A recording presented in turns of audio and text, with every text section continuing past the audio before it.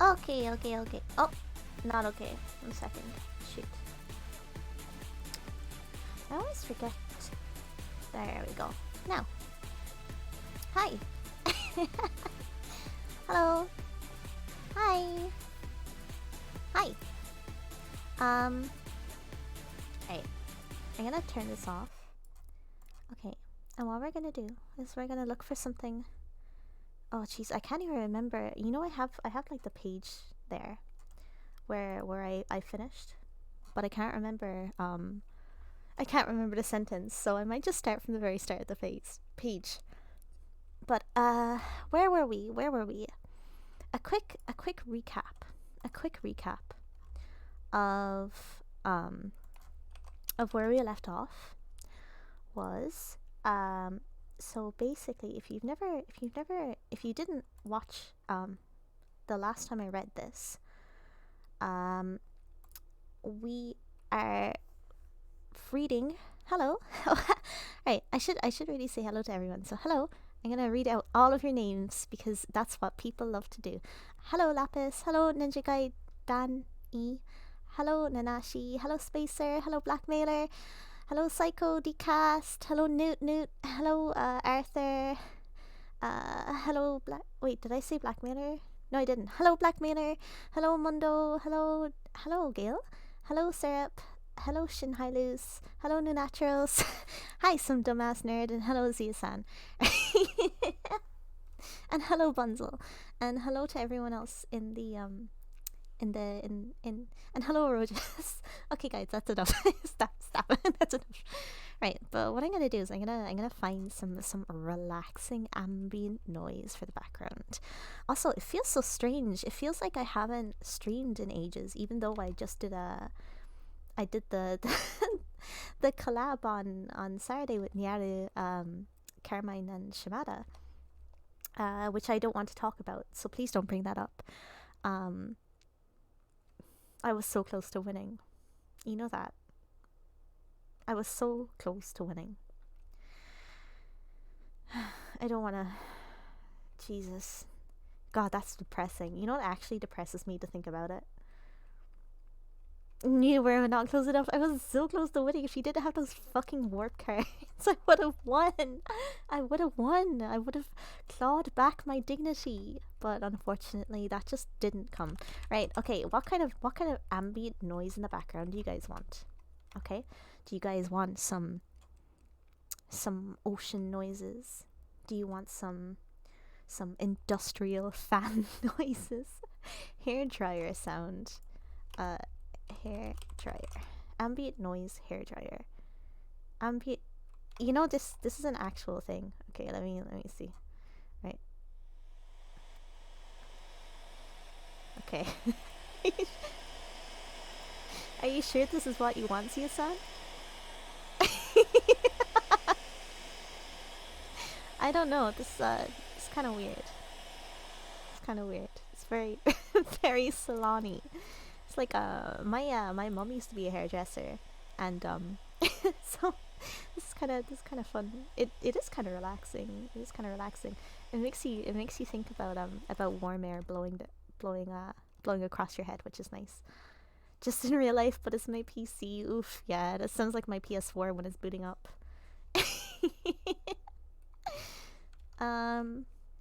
Alright, let's not do the... I'm sorry, I don't want to do the hairdryer. Wait, ambient noise Star Trek. Star Trek ambient engine noise. Oh, I guess that is kind of like the Star Trek, like, ship engine noise, right? Okay. Bridge ambience. Oh, it's just the same like engine noise. US Enterprise bridge background noise. Oh my god, that is kind of like sci-fi ambience, right? I mean, that works. Your parents used to blow hot air on your face when you were a baby to make you stop crying. That sounds kind of... Okay. I've never heard of that. I've heard of giving a child whiskey, but not blowing. Oh, sorry, 1 second.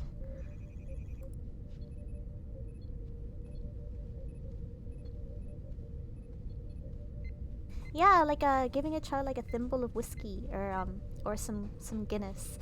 I mean that I mean bear in mind I am Irish, so it wasn't it does actually make the child sleep. Hello Lucifer. Greetings and salutations. Right. Hello Meg. Right, okay. I'm actually is that common over there? It is a little bit common. Maybe not as much nowadays, but it was back in the 90s. Um, but no, I'm not actually gonna do Star Trek noise. Let's just do some thunder and rain. Thunder and rain is pretty nice, right?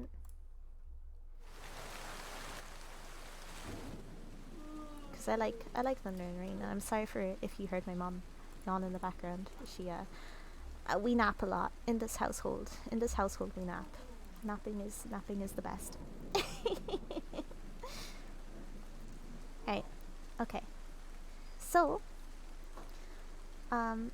what? Yeah. Right. Let's go. Let's go. Okay. I'm gonna start reading from now on. Okay. And I have a bottle of water and everything, so I'm ready. I'm ready to go.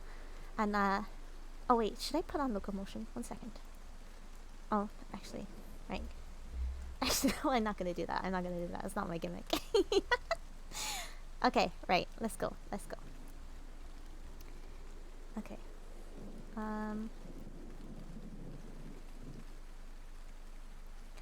So basically, I suppose I should start with a recap of where we were going. Okay. So right now, the book focuses on a dude called Gerge, who is an esteemed player of games. Hence the title of the book. He is a extremely good player of board games and stuff like that. So he's competed a lot and he's won a lot of stuff. Basically like a chess grandmaster or something. And right now he's on a train going to an event in a different part of his world. So he's on a train. He's on a choo-choo train, and he just got challenged to a game by another dude, and he just lost. But yes, so he's on a train, and that's where we are. That's where we are. Okay, that's where we left off, right? Choo-choo. All reality is a game. Physics at its most fundamental, the very fabric of our universe, results directly from the interaction of certain fairly simple rules, and chance, the same description, may be applied to the best, most elegant, and both intellectually and aesthetically satisfying games. By being unknowable, by resulting from events which, at the subatomic level, cannot be fully predicted, the future remains malleable and retains the possibility of change, the hope of coming to prevail, victory, to use an unfashionable word. In this, the future is a game. Time is one of the rules. Generally, all the best mechanistic games, those which can be played in any sense perfectly, such as grid, Pralian scope, cradle, chess, Farnic dimensions, can be traced to civilizations lacking a relativistic view of the universe, let alone the reality. They are also, I might add, invariably pre-machine sentience societies. The very first rank games acknowledge the element of chance, even if they rightly restrict raw luck. To attempt to construct a game on any other lines, no matter how complicated and subtle the rules are, and regardless of the scale and differentiation of the playing volume and the variety of powers and attributes of the pieces, is inevitably to shackle oneself to a conspectus which is not merely socially, but techno-philosophically lagging several ages behind our own. As a historical exercise, it might have some value. As a work of the intellect, it's just a waste of time. If you want to make something old-fashioned, Why not build a wooden sailing boat or a steam engine? They're just as complicated and demanding as a mechanistic game, and she'll keep fit at the same time. Gerge gave an ironic bow to the young man who'd approached him with an idea for the game. The fellow looked nonplussed. He took a breath and opened his mouth to speak. Gerge was waiting for this, as he had on the last 5 or 6 occasions when the young man had tried to say something. Gerge interrupted him before he'd even started. I'm quite serious, you know. There is nothing intellectually inferior about using your hands to build something as opposed to using only your brain.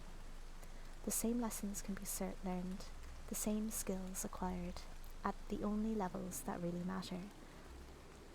He paused again. He could see the drone Marin Skell floating towards him over the heads of the people thronging the broad plaza. The main concert was over. The mountain summits around Trons echoed to the sounds of various smaller bands as people gravitated towards the specific musical forms they preferred. Some formal, some improvised, some for dancing, some for experiencing under a specific drug trance. It was a warm, cloudy night. A little far side light shone a milky halo directly overhead on the high overcast. Trons, the largest town on both the plate and the orbital, had been built on the edge of the Gavant plate's great central massif, at the point where the kilometre-high Lake Trons flowed over the lip of the plateau and tumbled its waters towards the plain below, where they fell as a permanent downpour onto the rainforest. Trons was the home of fewer than 100,000 people, but to Gerge it still felt too crowded, despite its spacious houses and squares, its sweeping galleries and plazas and terraces, its thousands of houseboats and its elegant, bridge-linked towers.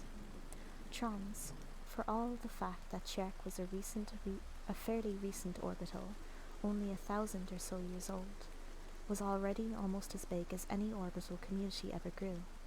The culture's real cities were its great ships, the general systems vehicles. Orbitals were its rustic hinterland, where people liked to spread themselves out with plenty of elbow room. In terms of scale, when compared to one of the larger GSVs containing billions of people, Trons was barely a village. Gerge usually attended the Trons' 64th day concert, and he was usually buttonholed by enthusiasts. Normally, Gerge was civil, if occasionally abrupt. Tonight, after the fiasco on the train, and that strange, exciting, shaming pulse of emotion he'd experienced as a result of being thought to cheat, not to mention the slight nervousness he felt because he'd heard the girl off the GSV cargo cult was indeed here in Trons this evening and looking forward to meeting him.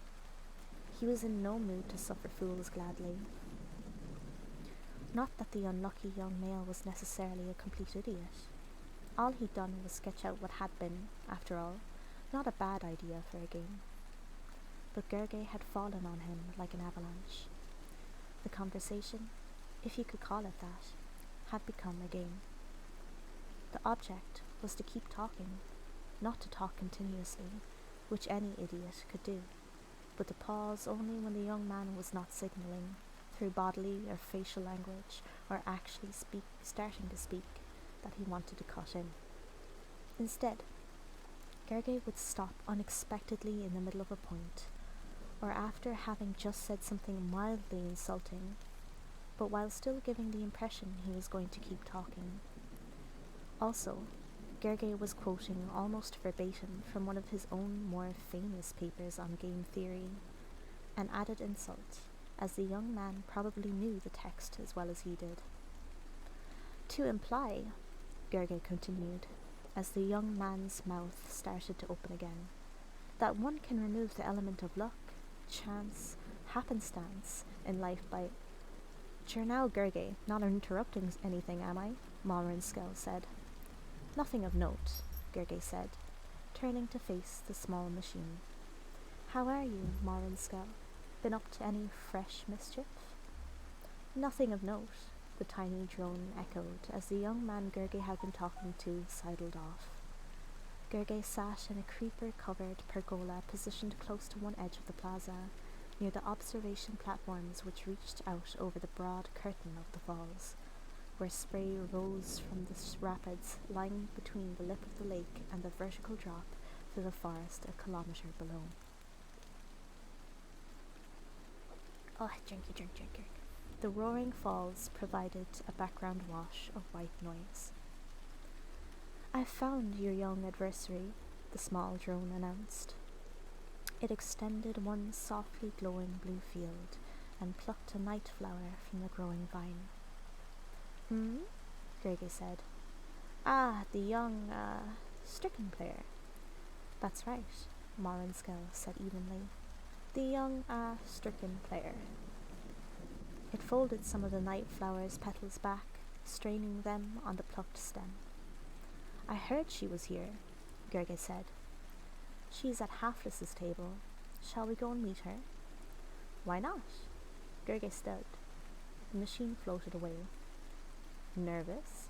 Morinskell asked, as they headed through the crowds towards one of the raised terraces level with the lake, where Halfless's apartments were.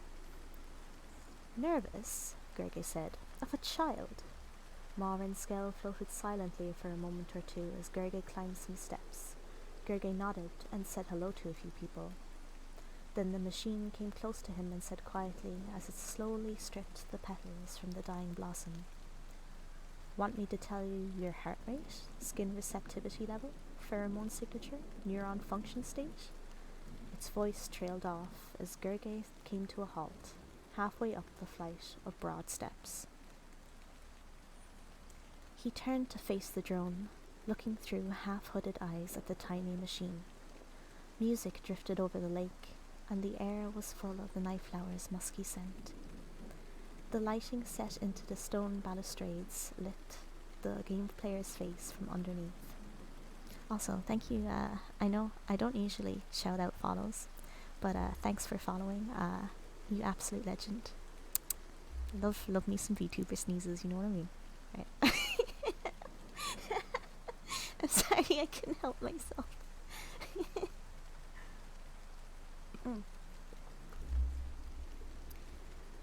After a few there we go. People flooding down the steps from the terrace above, laughing and joking, parted around the man like waters round a rock, and, Morinskell noticed, went oddly quiet as they did so. After a few seconds, as Gerge stood there, silent, breathing evenly, the little drone made a chuckling noise. "Not bad," it said. "Not bad at all. I can't tell just yet what you're landing, but that's a very impressive degree of control. Everything parameter-centered near as damn. Except your neuron function state. That's even less like normal than usual, but then your average civilian drone probably couldn't spot that. Well done." "Don't let me detain you, Morinskell," Gerge said coldly. "I'm sure you can find something else to amuse you, besides watching me play a game." He continued up the broad steps. "Nothing currently on this orbital is capable of detaining me, dear Mr. Gerge," the drone said matter-of-factly, tearing the last of the petals from the night flower. It dropped the husk in the water channel, which ran along the top of balustrade. "Gerge, good to see you. Come, sit down." Estray Halfless's party of 30 or so people sat around a huge, rectangular stone table set on a balcony jutting out over the falls and covered by stone arches, strung with nightflower vines and softly shining paper lanterns. There were music players at one end, sitting on the edge of the great slab with drums and strings and air instruments. They were laughing and playing mostly for themselves, each trying to play too fast for the others to follow. Set into the centre of the table was a long, narrow pit full of glowing coals. A kind of miniaturized bucket line trundled over the fire, carrying little meat and vegetable pieces from one end of the table to the other. They were skewered onto the line at one end by one of Halfless's children, and removed at the other end, wrapped in edible paper and thrown with a fair degree of accuracy to anybody who wanted them by Hapless's youngest, who was only 6. Hapless was unusual in having had 7 children. Normally, people bore one and fathered one. The culture frowned on such profligacy. I definitely mispronounced that, I'm so sorry. But Hapless just liked being pregnant. He was in a male stage at the moment, however, having changed a few years earlier. He and Gerge exchanged pleasantries, then Hapless showed the game player to a seat beside Professor Borlal, who was grinning happily and swaying in her seat.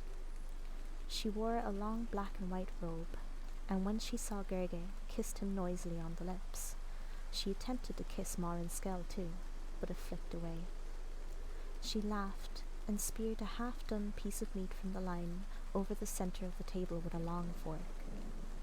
Gerge, meet the lovely Oz Hap.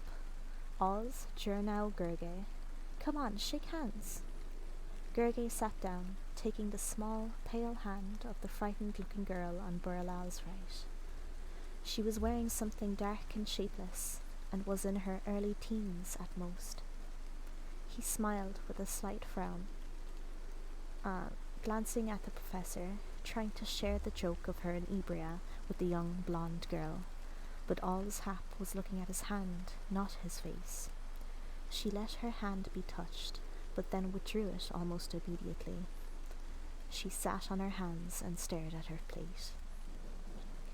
Borlal breathed deeply, seeming to gather herself together. She took a drink from a tall glass in front of her. Well, she said, glancing at Gerge as though he'd only appeared. How are you, Jernau? Well enough. He watched Marin Skell maneuver itself beside Old Hap, floating over the table beside her plate, fields all formal blue and green friendliness. Good evening, he heard the drone say in its most avuncular voice. The girl brought her head up to look at the machine, and Gerge listened to their conversation at the same time as he and Borlal talked. Hello, Robbie. Thank you for joining us. Hello. Well, again, to play a game of Stricken. Marin Skell's the name. Old Hap, am I right? I think so, Professor. Are you well enough to invigilate? Yes, how do you do? Fuck me, no. Trunk is a desert spring. Have to get somebody else. Suppose I could come down in time, but nah. Oh, shake feels with me, eh? That's very sweet of you. So few people bother. How nice to meet you. We've all heard so much. So, right now I think there's like 3 different people speaking, so the conversation's getting a little bit confusing because I can't do voices. So I'm so sorry in advance. How about the young lady herself? Oh dear. What? What's wrong? Have I said something wrong? Is she ready to play? No, it's just... Play what?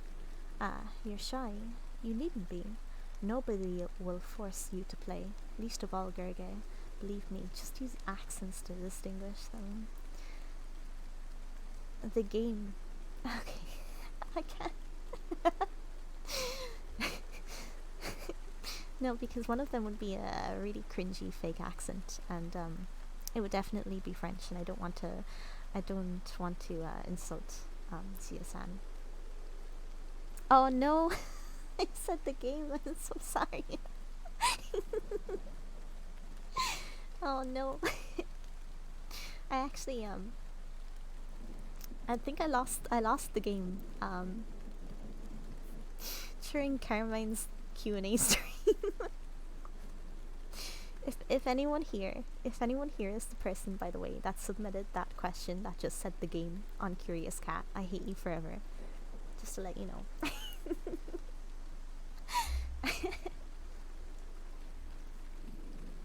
Well, what do you mean now?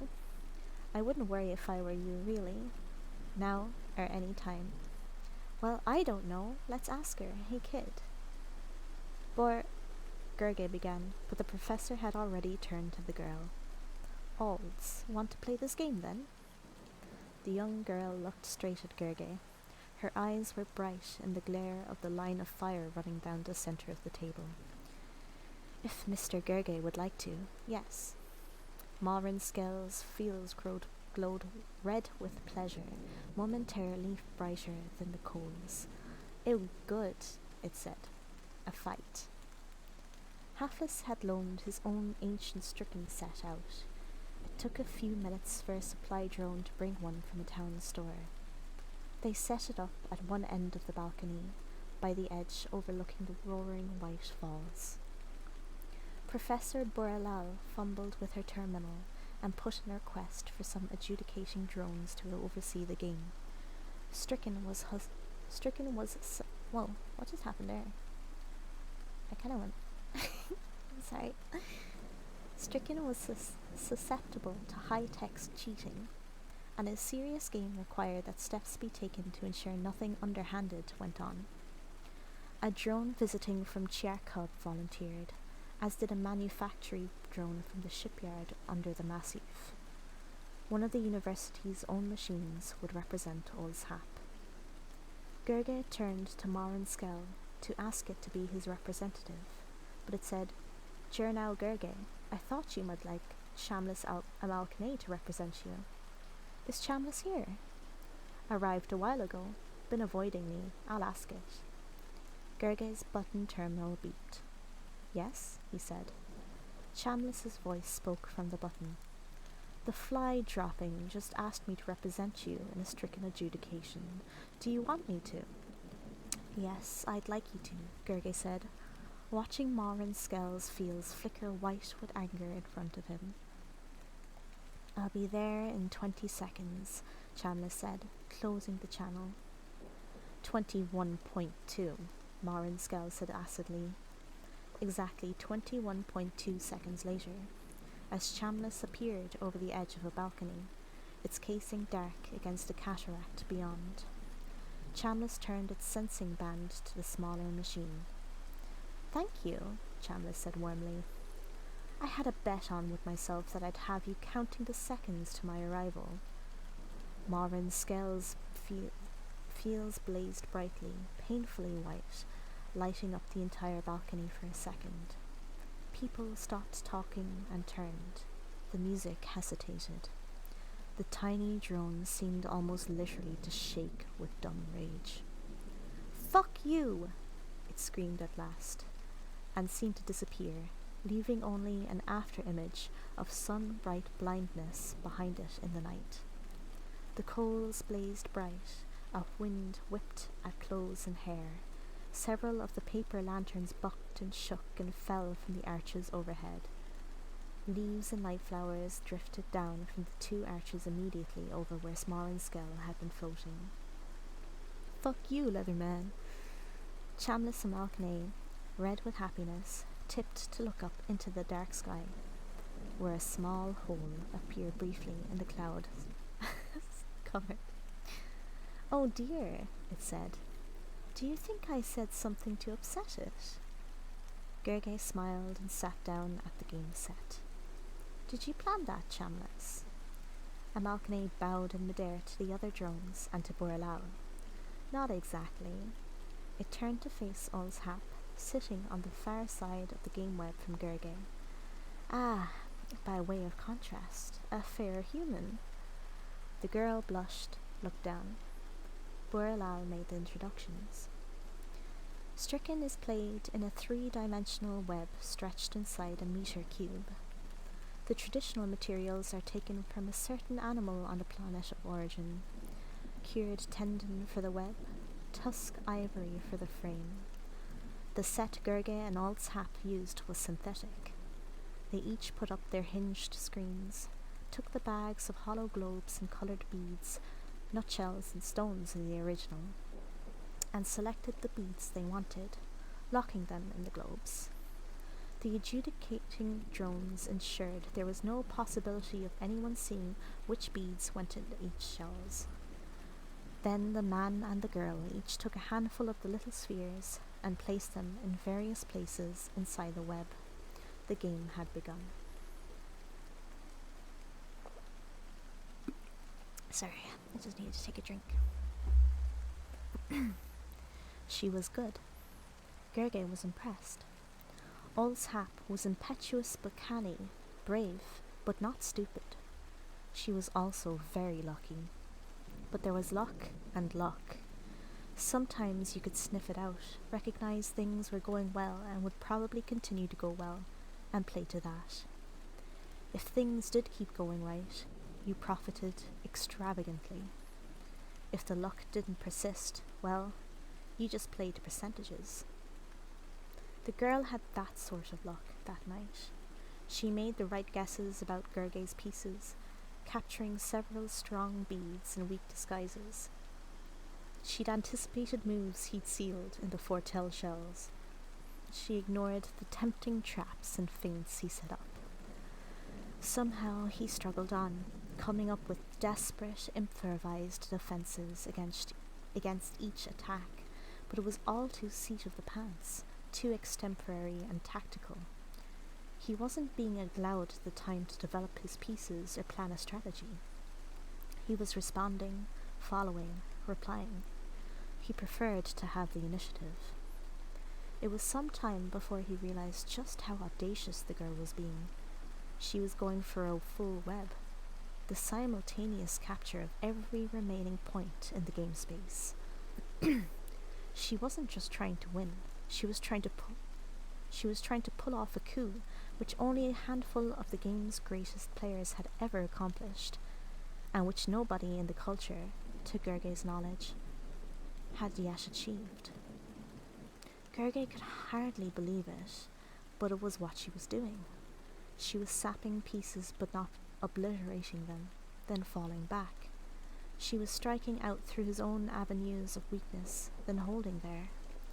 She was inviting him to come back, of course, giving him a better chance of winning, and indeed of achieving the same momentous result, though with far less hope of doing so. But the self-confidence of it, the experience and even arrogance such a course implied.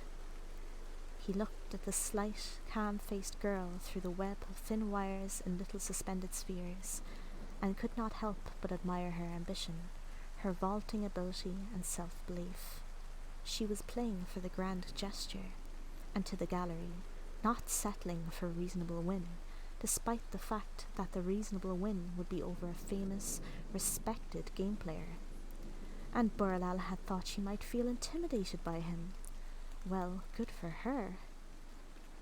Gerge sat forward, rubbing his beard, oblivious of the people now packing the balcony, silently watching the game.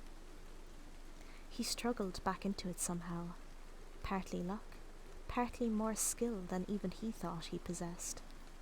The game was still poised for a full web victory, and she was still the most likely to achieve it, but at least his position looked less hopeless. Somebody brought him a glass of water and something to eat. He vaguely recalled being grateful. The game went on. People came and went around him. The web held all his fortune. The little spheres, holding their secret treasures and threats, became like discrete parcels of life and death, single points of probability which could be guessed at, but never known until they were challenged, opened, looked at. All reality seemed to hinge on these infinitesimal bundles of meaning. He no longer knew what body-made drugs washed through him, nor could he guess at what the girl was using. He had lost all sense of self and time. The game drifted for a few moves as they both lost concentration, then came alive again. He became aware, very slowly, very gradually, that he held some impossibly complex model of the contest in his head, unknowably dense, multifariously planed. He looked at that model, twisted it. The game changed. He saw a way to win. The full web remained a possibility. His now. It all depended. Another twist. Yes, He would win, almost certainly, but that was no longer enough. The full web beckoned, tantalizingly, seductively, entrancingly. Gerge? Burlal shook him. He looked up. There was a hint of dawn over the mountains. Burlal's face looked grey and sober. Gerge, a break. It's been 6 hours. Do you agree? A break, yes? He looked through the web at the pale, waxen face of the young girl. He gazed round in a sort of daze. Most of the people had gone. The paper lanterns had disappeared, too. He felt vaguely sorry to have missed the little ritual of throwing the glowing lamps over the terrace edge and watching them drift down to this forest. Burlal shook him once more. Gerge? Yes, a break. Yes, of course, he croaked. He got up, stiff and sore, muscles protesting, and joints creaking. Chambliss had to stay with the game set to ensure the adjudication. Grey dawn spread across the sky. Somebody gave him some hot soup, which he sipped while he ate a few crackers and wandered through the quiet arcades for a while, where a few people slept or still sat and talked, or danced to quiet, recorded music.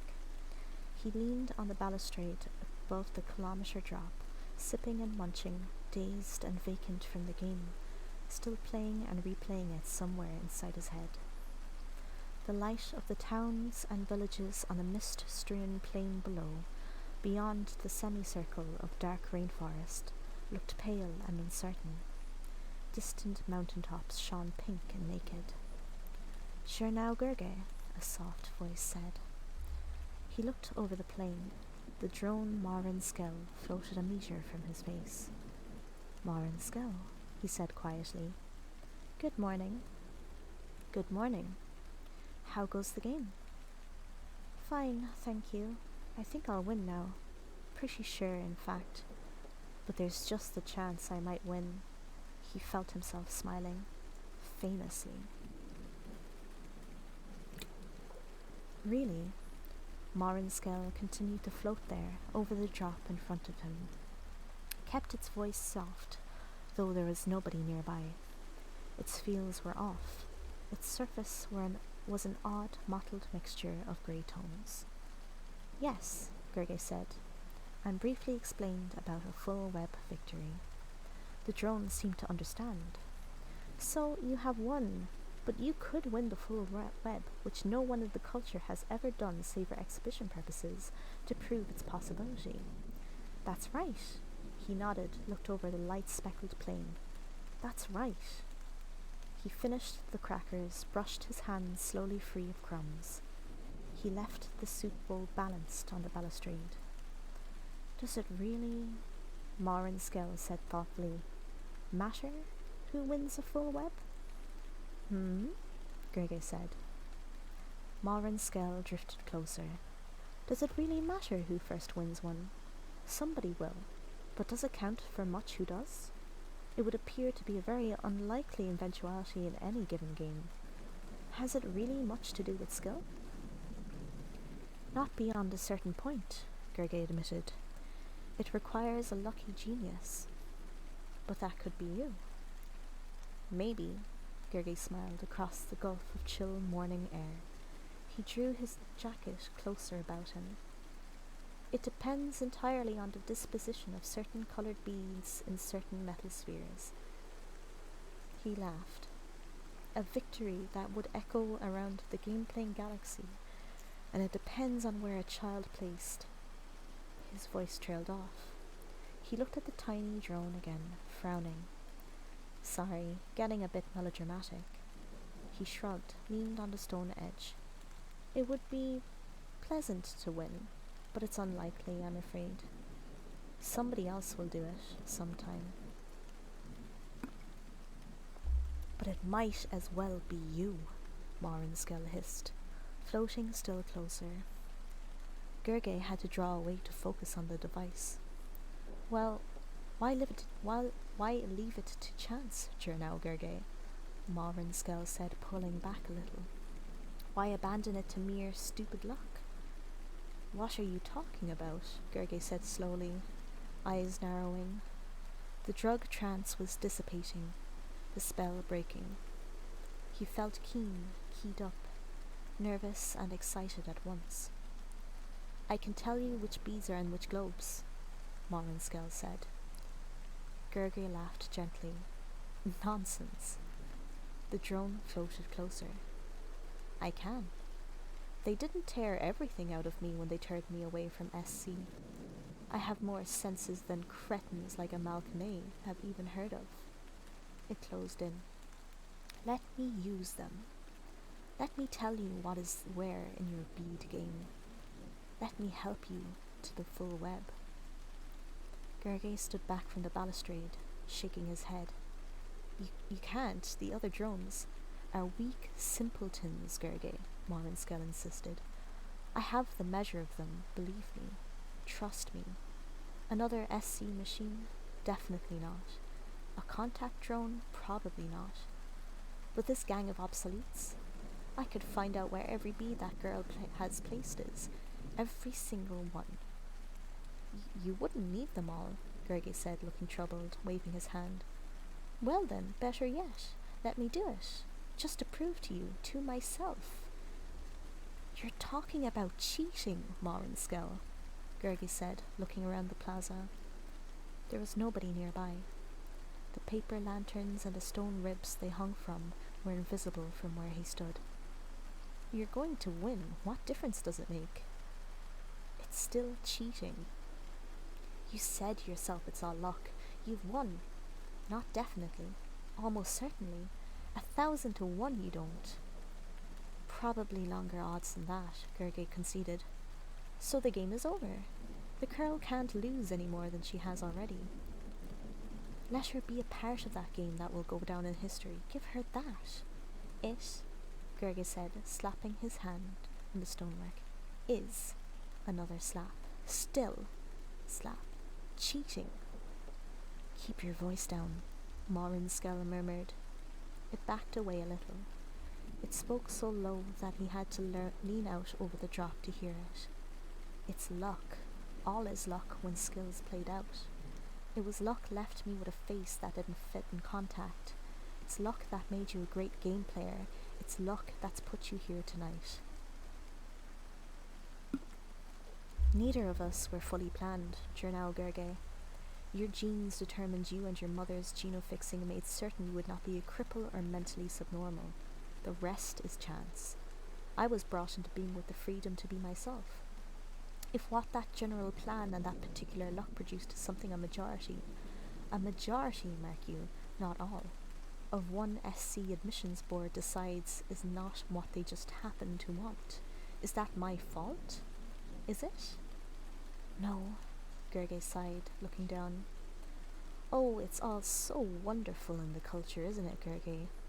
Nobody starves and nobody dies of disease or natural disasters, and nothing's exploited. But there's still luck and heartache and joy. There's still chance and advantage and disadvantage.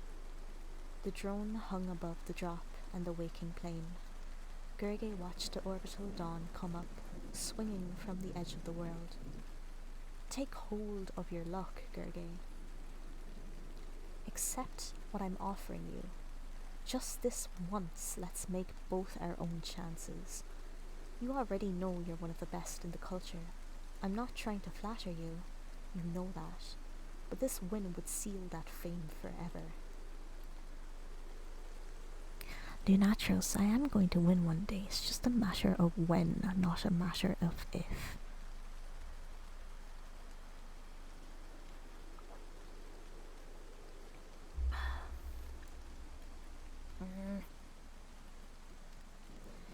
If it's possible, Gerge said, then went silent. His jaw clenched. The drone sensed himself trying to control himself the way he had done on the steps up to Hapless's house 7 hours ago. If it isn't, at least have the courage to know, Morinskell said, voice pitched at an extremity of pleading. The man raised his eyes to the clear blue pinks of dawn. The ruffled, misty plain looked like a vast and tussled bed. You're crazy, drone. You could never do it. I know what I can do, Journal Gurgay, the drone said. It pulled away again, sat in the air, regarding him. He thought of that morning, sitting on the train, the rush of that delicious fear. Like an omen now. Luck. Simple chance. He knew the drone was right. He knew it was wrong, but he knew it was right, too. It all depended on him. He leaned across the balustrade. Something in his pocket dug into his chest. He felt in, pulled out the hidden peace wafer he'd taken as a memento after the disastrous possession game. He turned the wafer over in his hands a few times. He looked at the drone, and then suddenly felt very old and very childlike at the same time. If, he said slowly, anything goes wrong, if you're found out, I'm dead. I'll kill myself. Brain death, complete and utter. No remains. Nothing is going to go wrong. For me, it is the simplest thing in the world to find out what's inside these shells. What if you're discovered, though? What if there is an SC drone around here somewhere, or the hub is watching? The drone said nothing for a moment. They'd have noticed by now. It's already done. Gurgay opened his mouth to speak, but the drone quickly floated closer, calmly continuing. For my own sake, Gurgay, for my own peace of mind, I wanted to know too. I came back long ago. I've been watching for the past 5 hours, quite fascinated. I couldn't resist finding out if it was possible.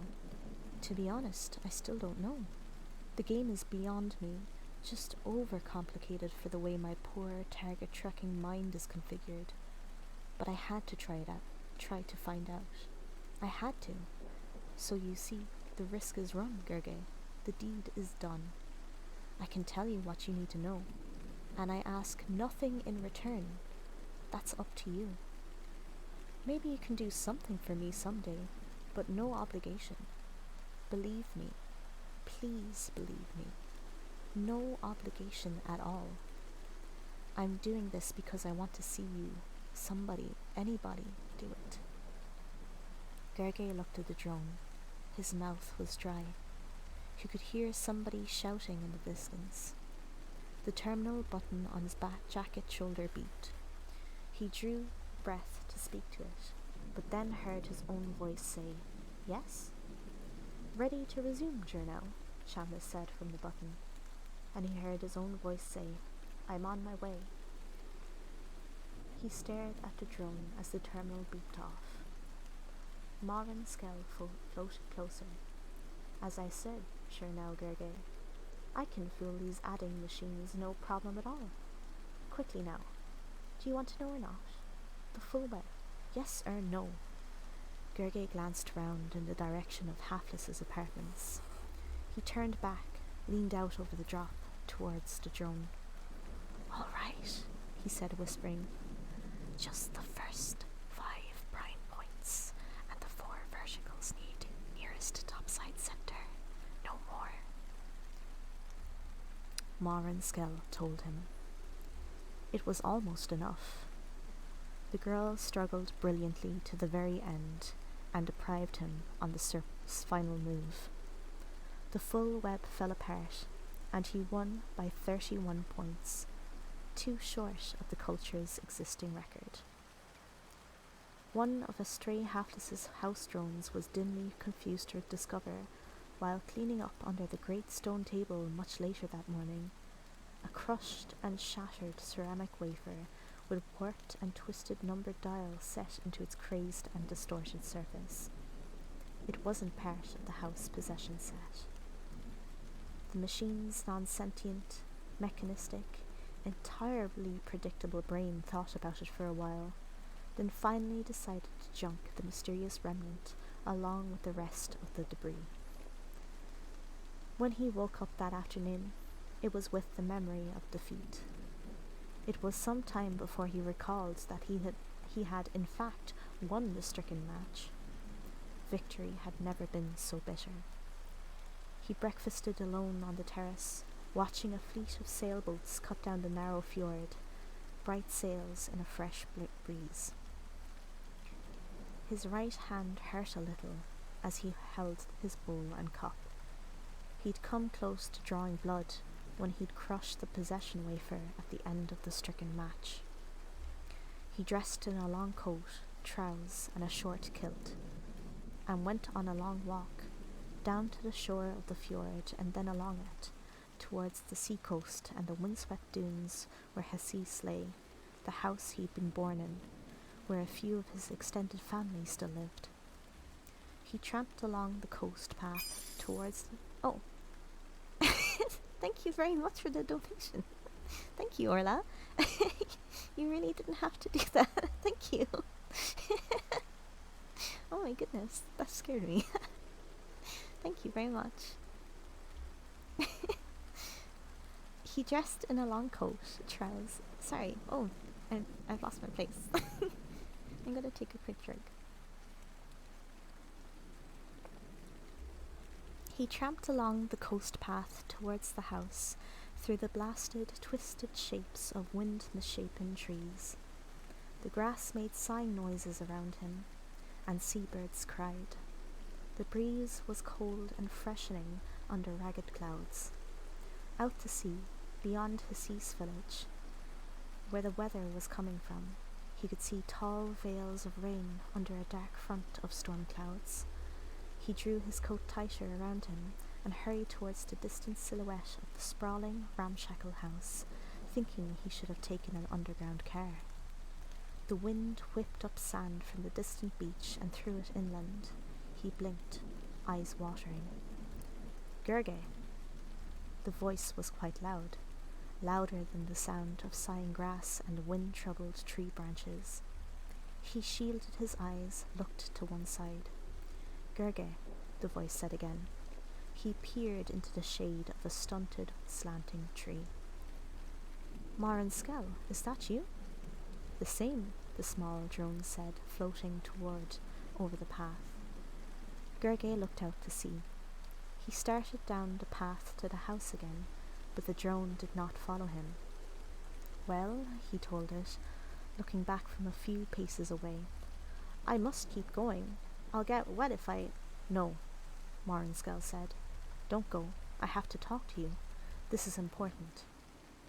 Then tell me as I walk, he said, suddenly annoyed. He strode away. The drone flashed round in front of him, at face level, so he had to stop or he'd have bumped into it. It's about the game, stricken, last night and this morning. I believe I already said thank you, he told the machine. He looked beyond it. The leading edge of the squall was hitting the far end of the village harbour beyond Hassis. The dark clouds were almost above him, casting a great shadow. And I believe I said you might be able to help me one day. Oh, Gerge said, with an expression more sneer than smile. And what am I supposed to be able to do for you? Help me, Marin Skell said quietly, voice almost lost in the noise of the wind. Help me to get back into contact. Don't be absurd, Gerge said, and put out one hand to swipe the machine out of his path. He forced his way past it. The next thing he knew, he'd been shoved down into the grass at the path side, as though shoulder-charged by someone invisible. He stared up in amazement at the tiny machine floating above him, while his hands felt the damp ground under him, and the grass hissed at each side.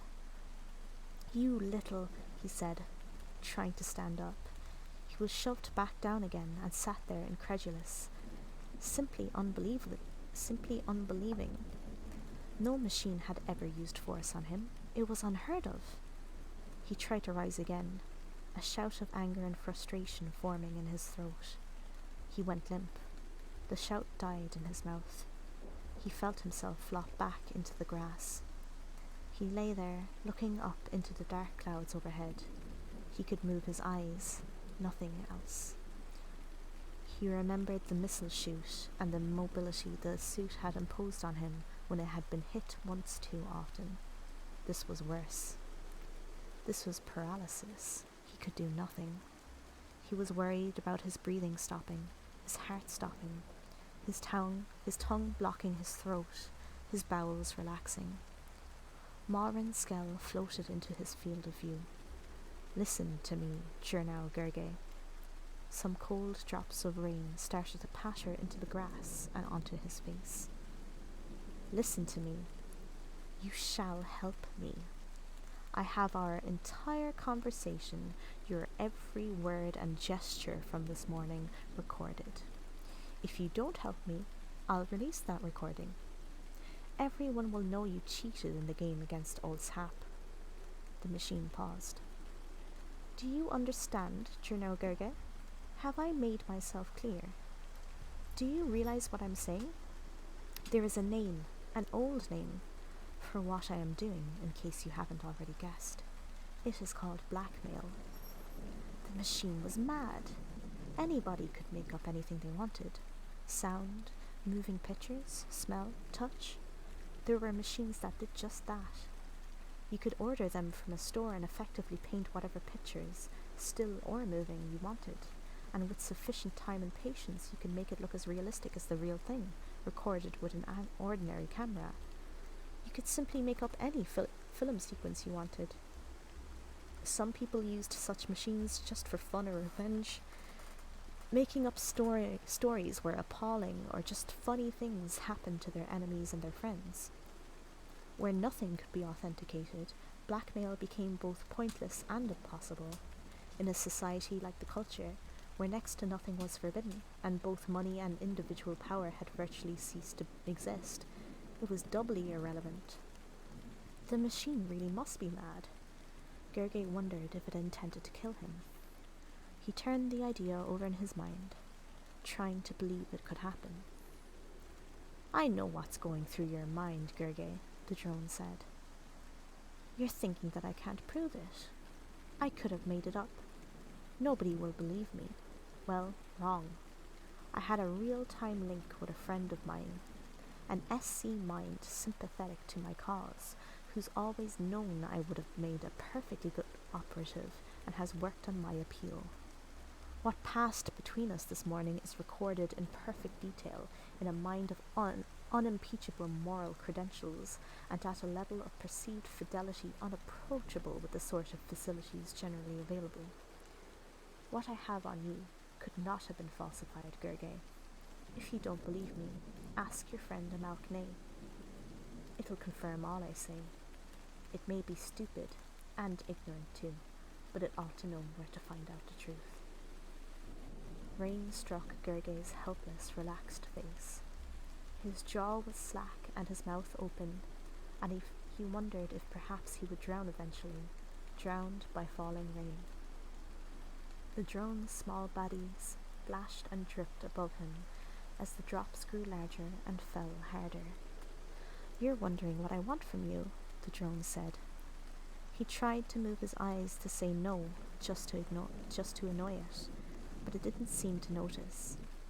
Help, it said. I need your help. I need you to speak for me. I need you to go to contact and add your voice to those demanding my return to active duty. The machine darted down towards his face. He felt his coat collar pulled. His head and upper torso were lifted with a jerk from the damp ground until he stared helplessly at the grey-blue casing of the small machine. Pocket size, he thought, wishing he could blink, and glad of the rain because he could not. Pocket size, it would fit into one of the big pockets in this coat. He wanted to laugh. Do you understand what they've done to me, man? The machine said, shaking him. I've been castrated, spayed, paralyzed. How you feel now, helpless, knowing the limbs are there but unable to make them work. Like that, but knowing that they aren't there. Can you understand that? Can you? Did you know that in our history people used to lose whole limbs forever? Do you remember your social history, little Jernau Gerge? Eh? It shook him. He felt and heard his teeth rattle. Do you remember seeing cripples from before arms and legs just grew back? Back then, humans lost limbs, blown off or cut off or amputated, but still thought they had them, still thought they could feel them. Ghost limbs, they called them. Those unreal arms and legs could itch and they could ache, but they could not be used. Can you imagine? Can you imagine that? Culture man with your genofixed regrowth and your over-designed heart and your doctored glands and clot-filtered brain and flawless teeth and perfect immune system. Can you? It let him fall back to the ground. His jaw jerked and he felt his teeth nip at the end of his tongue. A salt taste filled his mouth. Now he really would drown, he thought, in his own blood. He waited for real fear. The rain filled his eyes, but he could not cry. Well, imagine that, times 8, times more. Imagine what I feel, all set up to be the good soldier fighting for all that we hold dear, to seek out and smite the barbarians around us. Gone, Jernau Gerge, razed, gone. My sensory systems, my weapons, my very memory capacity, all reduced, laid waste, crippled. I peek into shells in a stricken game. I push you down with an 8-strength field and hold you there with an excuse for an electromagnetic effector. But this is nothing, Jernau Gerge. Nothing. An echo, a shadow, nothing. It floated higher, away from him. It gave him back the use of his body. He struggled off the damp ground and felt his tongue with one hand. The blood had stopped flowing, closed off. He sat up, a little groggy, feeling the back of his head where it had hit the ground. It was not sore. He looked at the small, dripping body of the machine, floating over the path. I have nothing to lose, Gerge, it said. Help me or I'll destroy your reputation. Don't think I wouldn't. Whether it would mean almost nothing to you, which I doubt, I'd do it just for the fun of causing you even the smallest amount of embarrassment. And if it means everything, and you really would kill yourself, which I also very much doubt, then I would still. I've never killed a human before.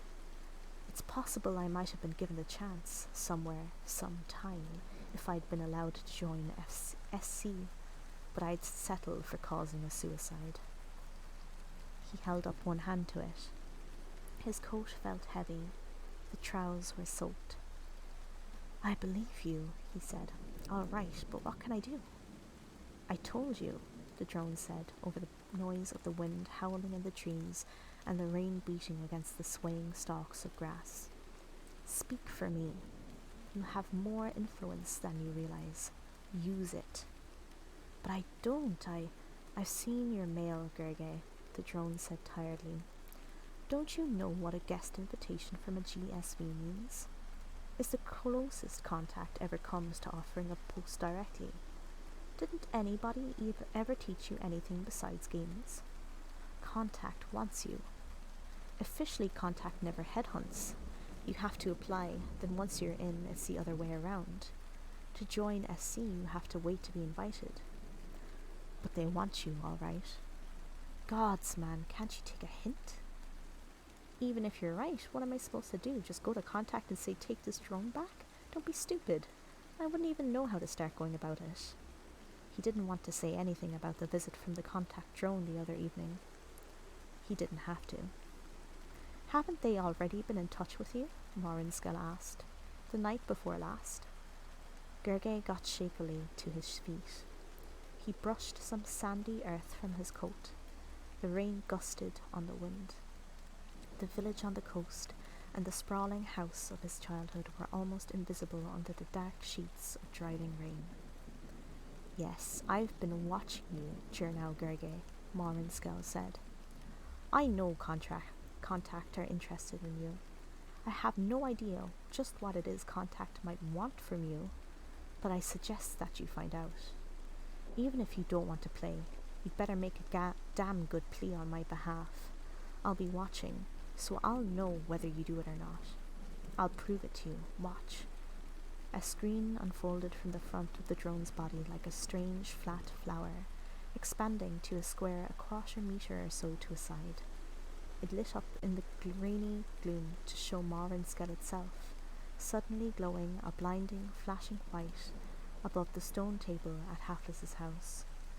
The scene was shot from above, probably near one of the stone ribs over the terrace. Gergely watched again as the line of coals glowed bright, and the lanterns and flowers fell. He heard Chamlis say, "Oh dear, do you think I said something to upset it?" He saw himself smile as he sat down by the stricken game set. The scene faded. It was replaced by another dim scene viewed from above, a bed, his bed, in the principal chamber at Ecro. He recognized the small ringed hands of Ren Miglin kneading his back from beneath. There was sound too. "Ah, Ren, my baby, my child, my love. Jernau." "You piece of shit," he told the drone. The scene faded and the sound cut off. The screen collapsed, sucked back inside the body of the drone. "Just so, and don't you forget it, Jernau Gerge," Morinskell said. Those bits were quite fakeable, but you and I know they were real, don't we? Like I said, I'm watching you." He sucked on the blood in his mouth, spat. "You can't do this. Nobody's allowed to behave like this. You won't get away with it." "Well, maybe not. But the thing is, if I don't get away with it, I don't care. I'm no worse off. I'm still going to try." It paused, physically shook itself free of water, then produced a spherical field about itself, clearing the moisture from its casing, leaving it spotless and clean and sheltering it from the rain. "Can't you understand what they've done to me, man? Better I had never been brought into being than forced to wander the culture forever knowing what I've lost. They call it compassion to draw my talons and remove my eyes and cast me adrift in a paradise made for others. I call it torture. It's obscene, Gerge. It's barbaric, diabolic. Recognize that old word? I see you do. Well, try to imagine how I might feel and what I might do. Think about it, Gerge. Think about what you can do for me and what I can do for you. And what I can do to you." The machine drew away from him again, retreating through the pouring rain. The cold drops splashed on top of its invisible globe of fields, and little rivulets of water ran round the transparent surface of that sphere to dribble underneath, falling in a steady stream into the grass. "I'll be in touch. Goodbye, Gerge," Morinskell said. The drone flicked away, tearing over the grass and into the sky in a green cone of slipstream. Gerge lost sight of it within seconds. He stood for a while, brushing sand and bits of grass from his sodden clothes, then turned to walk back the direction he'd come from, through the falling rain and the beating wind. He looked back once to gaze up again upon the house where he grew up, but the squall, billowing round the low summits of the rolling dunes, had all but obscured the rambling, chaotic structure. "But Gerge, what is the problem? I can't tell you." He walked up to the rear wall of the main room of Chamlis's apartment, turned and paced again, before going to stand by the window. He looked out over the square. People walked or sat at tables under the awnings and archways of the pale green stone galleries which lined the village's main square. Fountains played, birds flew from tree to tree, and on the tiled roof of the square's central bandstage /stage/ hollow screen housing, a jet-black seal, I think it's supposed to be seal, almost the size of a full-grown human, lay sprawled, one leg hanging over the edge of its tiles. Its trunk, tail, and ears all twitched as it dreams. Its rings and bracelets and earrings glinted in the sunlight. Even as Gerge watched, The creature's thin trunk articulated lazily, stretching back over its head to scratch indolently at the back of its neck, near its terminal collar. Then the black proboscis? Proboscis? Proboscis? Fell back as though exhausted, to swing to and fro for a few seconds. Laughter drifted up through the warm air from some nearby tables. A red-coloured dirigible floated over distant hills, like a vast blob of blood in the blue sky. He turned back into the room again. Something about the square, the whole village, disgusted and angered him. Ye was right. It was all too safe and twee and ordinary. They might as well be on a planet. He walked over to where Chambliss floated near the long fish tank. Chambliss's aura was tinged with grave frustration. The old drone gave an exasperated shudder and picked up a little container of fish food. The tank lid lifted, and Chambliss sprinkled some of the food grains onto the top of the water. The glittering mirrorfish moved silkily up to the surface, mouths working rhythmically. "Gurge," Chambliss said reasonably, "how can I help you if you won't tell me what's wrong?" "Just tell me, is there any way you can find out more about what Contact wanted to talk about? Can I get in touch with them again, without anyone else knowing, or—" He shook his head, put his hands to his head. "No, I suppose people will know, but it doesn't matter." He stopped at the wall, stood looking at the warm sandstone blocks between the paintings. The apartments had been built in an old-fashioned style. The pointing between the sandstone blocks was dark, inlaid with little white pearls. He gazed at the richly beaded lines and tried to think, tried to know what it was he could ask and what there was he could do. "I can get in touch with the 2 ships I know," Chambliss said. "The ones I contacted originally. I can ask them. They might know what Contact was going to suggest." Chambliss watched the silvery fish silently feeding. "I'll do that now if you like."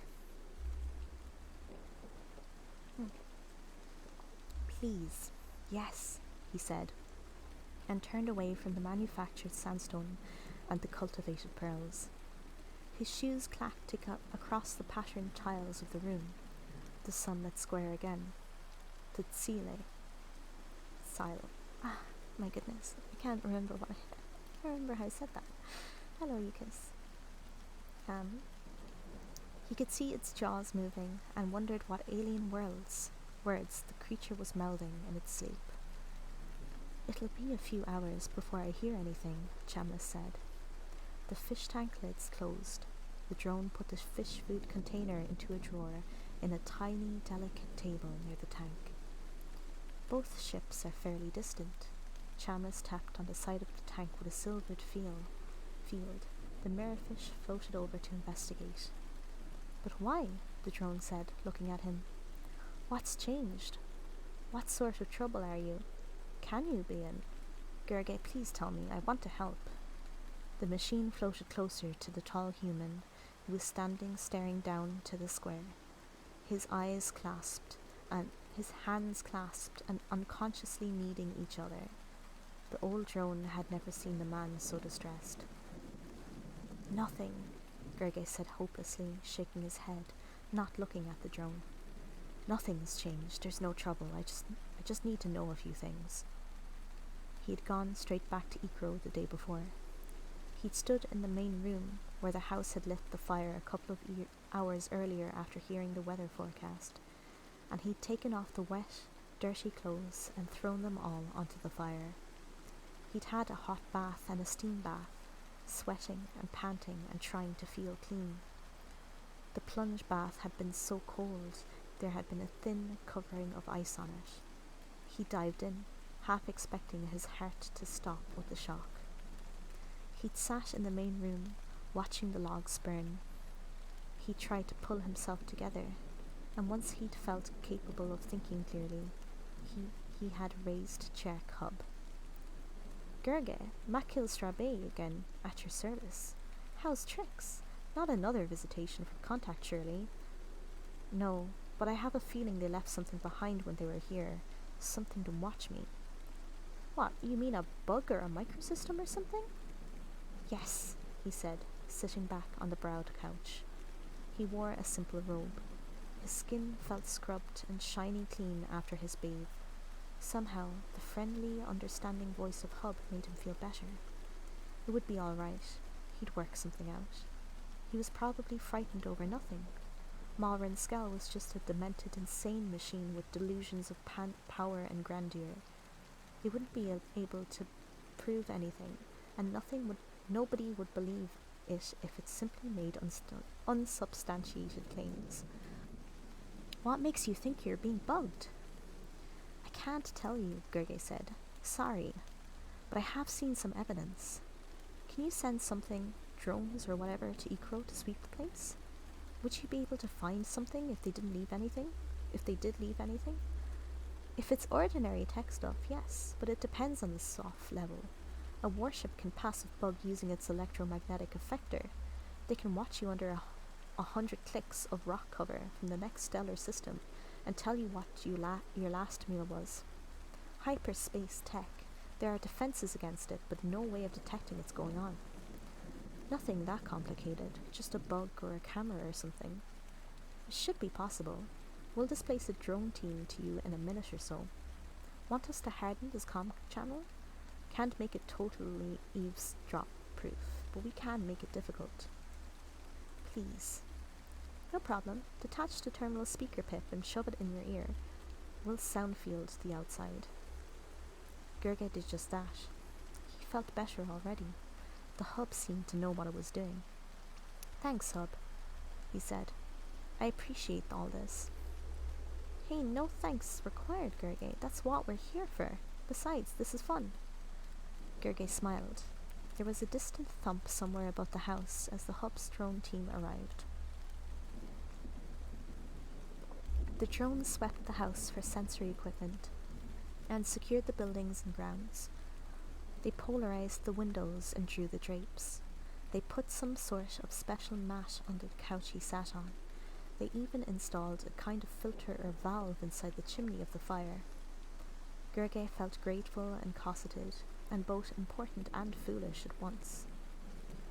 He set to work. He used his terminal to probe the hub's information banks. They contained, as a matter of course, almost every even moderately important or significant or useful piece of information the culture had ever accumulated. A near infinite ocean of fact and sensation and theory and artwork which the culture's information net was adding to at a torrential rate every second of the day. You could find out most things if you knew the right questions to ask. Even if you didn't, you could still find out a lot. The culture had theoretical total freedom of information. The catch was that consciousness was private, and information held in a mind, as opposed to an unconscious system, like the hub's memory banks, was regarded as part of the mind's being, and so as sacrosanct as the contents of a human brain. A mind could hold any set of facts and opinions it wanted, without having to tell anybody what it knew or thought, or why. And so, while Hub protected his privacy, Gerge found out, without having to ask Chamlis, that what Malrin Skell had said might be true. There were indeed levels of event recording which could not be easily faked, and which drones of above average specification were potentially capable of using. Such recordings, especially if they had been witnessed by a mind in real-time link, would be accepted as genuine. His mood of renewed optimism started to sink away from him again. Also, there was an SC mind, that of the Limited Offensive Unit Gunboat Diplomat, which had supported Malrin Skell's appeal against a decision which had removed the drone from special circumstances. The feeling of dazed sickness started to fill him again. He wasn't able to find out when Malrin Skell and the LOU had last been in touch. That, again, counted as private information. Privacy. That brought a bitter laugh to his mouth, thinking about the privacy he had over the last few days and nights. But he did discover that a drone like Malrin Skell, even in civilianized form, was capable of sustaining a one-way real-time link with such a ship over millennia distances, so long as the ship was watching out for the signal and knew where to look. He could not find out there and then what the gunboat diplomat was in the where the gunboat diplomat was in the galaxy. SC ships routinely kept their locations secret, but put in a request that the ship release its position to him. From what he could tell from the information he discovered, Morin Skell's claim that the Mind had recorded their conversation would not hold up if the ship was more than about 20 millennia away. If it turned out, say, that the craft was on the other side of the galaxy, then the drone had definitely lied, and he would be safe. He hoped the vessel was on the other side of the galaxy. He hoped that it was 100,000 light years away or more, or it had gone crazy and run into a black hole, or decided to head for another galaxy, or stumbled across a hostile alien ship powerful enough to blow it out of the skies. Anything, so long as it wasn't nearby and able to make that real-time link. Hello, Blackbeam. I'm currently reading a book called The Player of Games. It's a very good sci-fi series. Book in a sci-fi series. Otherwise, everything Morin Skell had said checked out. It could be done. He could be blackmailed. He sat in the couch while the fire burned down and the hub drones floated through the house humming and clicking to themselves, and he stared into the greying ashes, wishing that it was all unreal, wishing it hadn't happened, cursing himself for letting the little drone talk him into cheating. Why? He asked himself. Why did I do it? How could I have been so stupid? It had seemed a glamorous, enticingly dangerous thing at the time. A little crazy, but then, was he not different from other people? Was he not the great game player and so allowed his eccentricities, granted the freedom to make his own rules? He hadn't wanted self-glorification, not really. And he had already won the game. He just wanted somebody in the culture to have completed a full web. Hadn't he? It wasn't like him to cheat. He had never done it before. He would never do it again. How could Morin Skell do this to him? Why had he done it? Why couldn't it just not have been happened? Why couldn't it just not have happened? Why didn't they have time travel? Why couldn't he go back and stop it happening?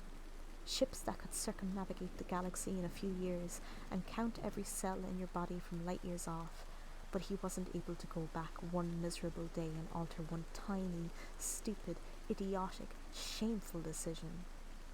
He clenched his fists, trying to break the terminal he held in his right hand, but it wouldn't break. His hand hurt again. He tried to think calmly. What if the worst did happen? The culture was generally rather disdainful of individual fame, and therefore equally uninterested in a scandal. There was, anyway, little that was scandalous.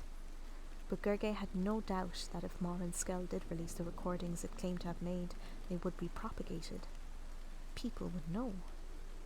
There were plenty of news and current affairs indices and networks in the multiplicity of communications which linked every culture habitat, be it ship, rock, orbital, or planet. Somebody somewhere would be only too pleased to broadcast Morin Skell's recordings. Gergely knew of a couple of recently established games indices whose editors, writers, and correspondents regarded him and most of the other well-known players and authorities as some sort of constricting, overprivileged hierarchy. They thought too much attention was paid to too few players, and sought to discredit what they called the old guard, which included him, much to his amusement. They would love what Morin Skell had on him. He could deny it all, once it was out, and some people would doubtless believe him despite the hardness of the evidence. But the other top players and the responsible, well-established and authoritative indices would know the truth of it, and that was what he would not be able to bear. He would still be able to play, and he would still be allowed to publish, to register his papers as open for dissemination, and probably many of them would be taken up. Not quite so often as before, perhaps, but he would not be frozen out completely. it would be worse than that. He would be treated with compassion, understanding, tolerance, but he would never be forgiven. Could he come to terms with that, ever? Could he weather the storm of abuse and knowing looks, the gloating sympathy of his rivals? Would it all die down eventually? Would a few years pass and it be sufficiently forgotten? He thought not. Not for him. It would always be there. He could not face down Marwin's skull with that, published and be damned. The drone had been right. It would destroy his reputation, or destroy him. He watched the logs in the wide grate glow duller red and then go soft and grey. He told Hub he was finished.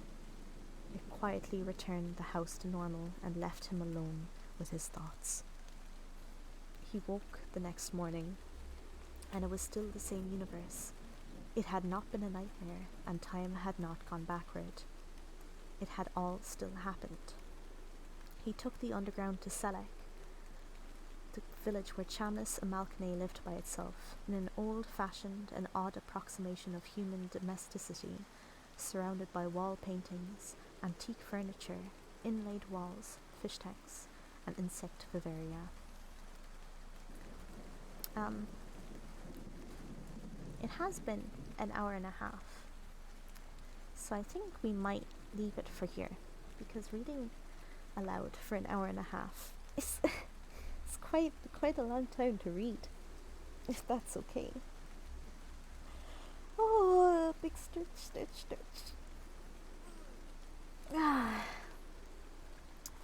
But I hope that you guys you don't have to 8 me, okay? It's good that we finally got a little bit of conflict. Going on. Now we have the motive. But yes, this was like the second part, I suppose.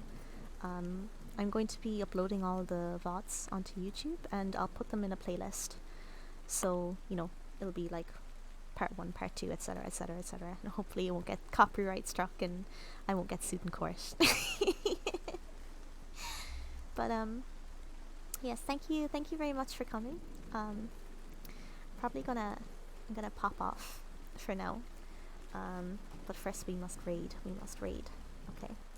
Because this is Twitch, and with Twitch you must raid. So let us find somewhere. I'm gonna stop the ambient noise, though that was really, really nice to listen to. But yeah, I hope you guys enjoyed it. I hope that my voice was soft enough. Right, let's have a look. Go to twitch.tv. Who is on? Let's see. So we have Alice is on with 82 people. I'm tempted. What about this person? How long has he been on for? Perfect. So what we might do is we might say hello to Melchior, who is a wonderful VTuber who's quite new with a charming accent, and he's currently playing Age of Empires 2. So I think that would be a fun thing to do, because he's quite new. Greetzilla contains hyperatomic acid. I hope we've watched Shin Godzilla, by the way, the newest Godzilla movie that came out from Japan. Is excellent. But yes, let us raid Melchior, because he's quite a nice dude. Melchior channel. No, I think it was more recent than 2014. It's a 1 second. Let me have a look. Shin Godzilla. It's 2016. The 2016 one. You should watch this one. It's really good. If you're okay with watching things with subtitles, that one is a really, really good movie. I actually would like to watch it together of it sometime, because it's quite good. But yes, so I will bid you all adieu and have a good night, and I hope that you enjoy the rest of your day. Thank you very much. Bye. Bye, bye, bye, bye, bye.